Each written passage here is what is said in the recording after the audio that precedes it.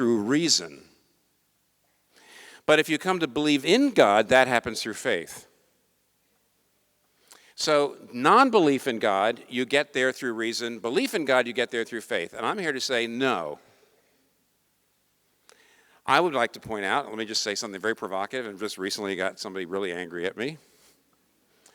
I'm here to say that when you move from religious belief in God to secularism, you've actually moved from one set of faith beliefs to another set, from one community of faith to another community of faith, which just draws the lines between orthodoxy and heresy in different places. That to believe in a universe without God or to believe in a universe with God, they are both just that, beliefs.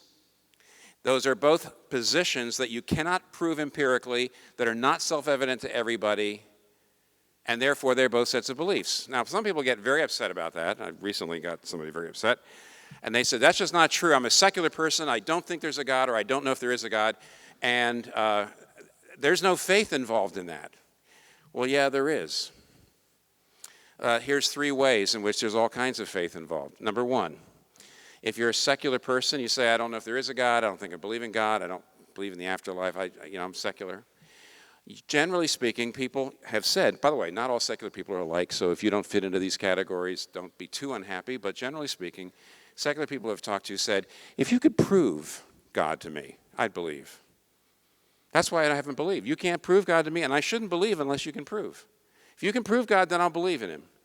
I shouldn't, but if there's not enough evidence to prove him, then there's no reason for me to believe. And I'm here to say, well, that's not quite fair. I'll tell you why.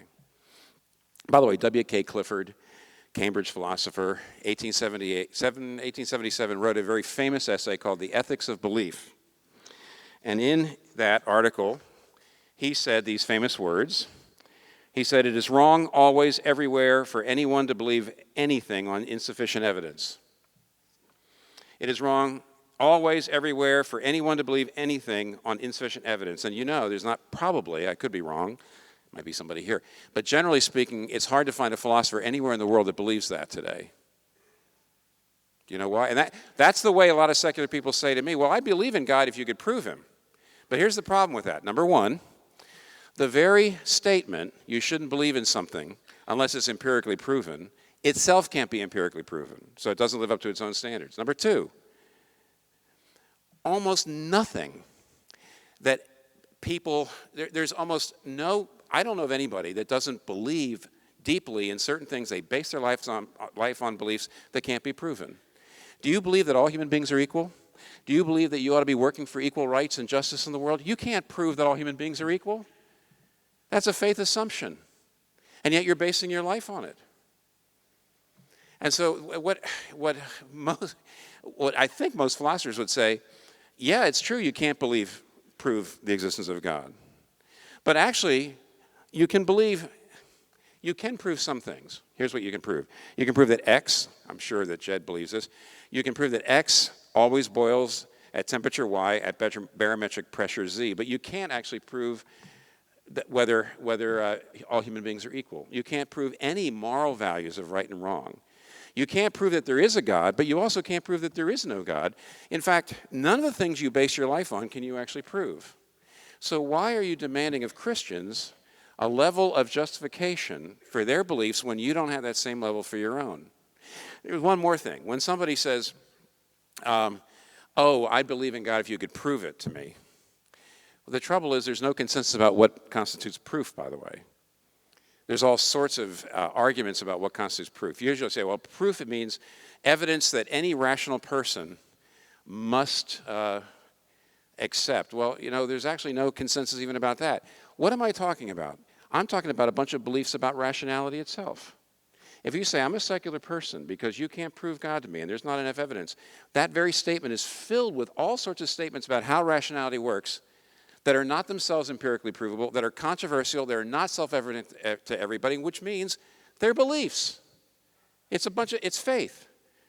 Okay, here's something else. Secularism not only usually incorporates a lot of beliefs about rationality, and they are beliefs, but secondly, it incorporates a lot of beliefs about moral values. I kind of already touched on it, but let me just put it to you like this.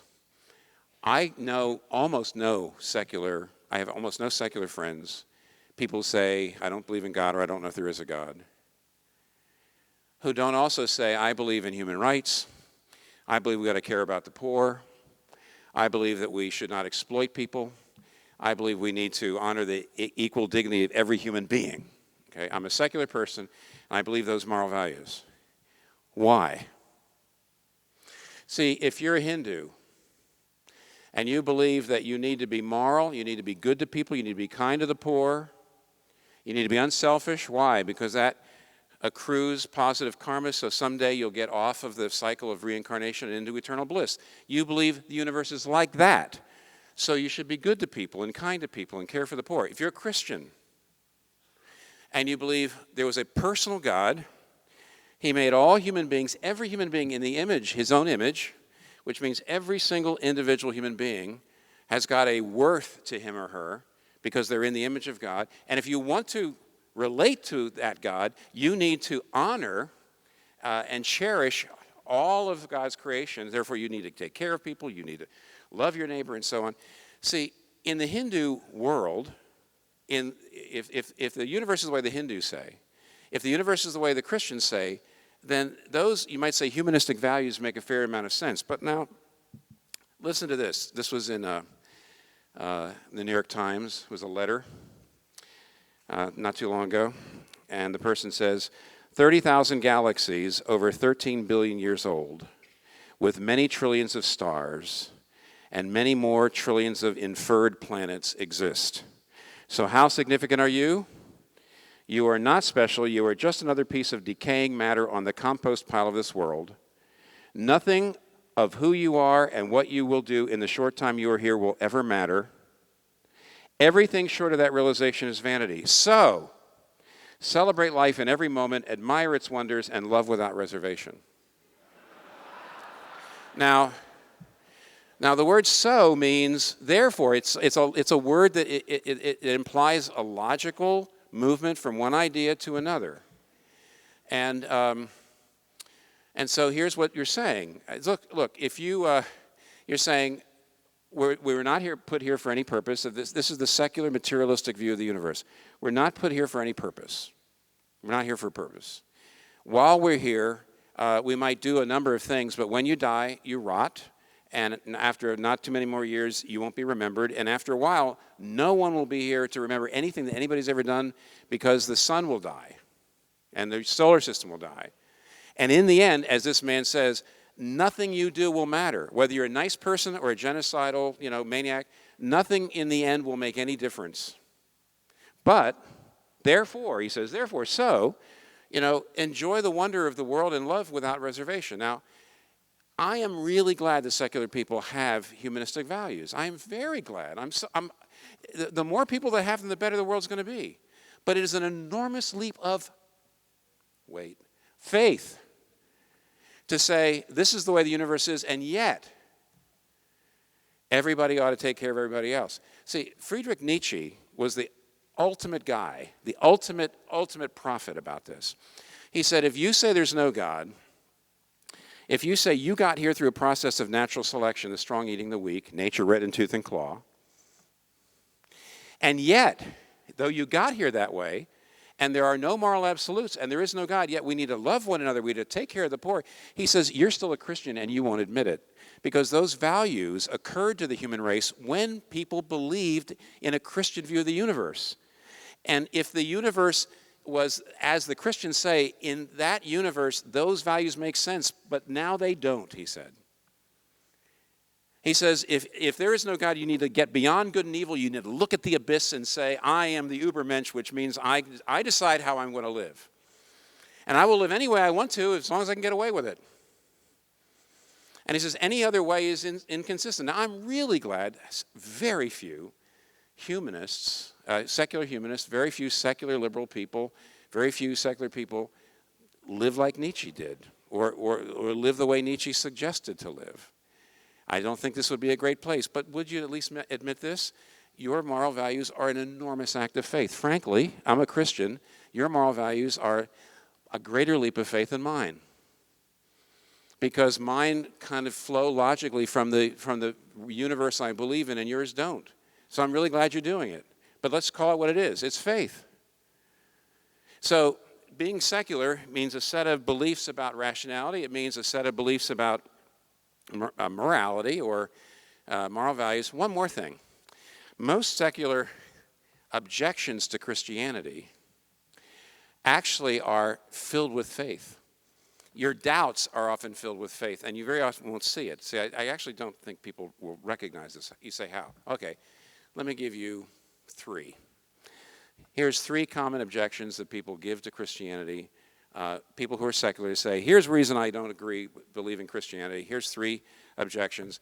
And I try to usually show, but beneath your objection, your so-called doubt, there's a whole lot of faith in something else besides Christianity, but it's still faith. So first of all, one of the objections goes like this. I just can't believe there's one true way to look at God in the world. There can't be one true religion. There can't just be one true perspective on God. It just can't be. Nobody can be sure. Nobody can know God. Nobody can know the truth about God. Now, you realize that, that I'm sympathetic. Most of us, I think, are sympathetic when somebody says that. But you realize what you're assuming when you say that. You're assuming, how would you know that there can't be one true religion? How would you know? By the way, if it's narrow to say there's one right religion, it would be just as narrow to say there's one right way to think about religion, which is my way, not yours. That is that all religions are equal, or equally good, or equally bad, or equally wrong. And as soon as you say there can't just be one way to think about God, how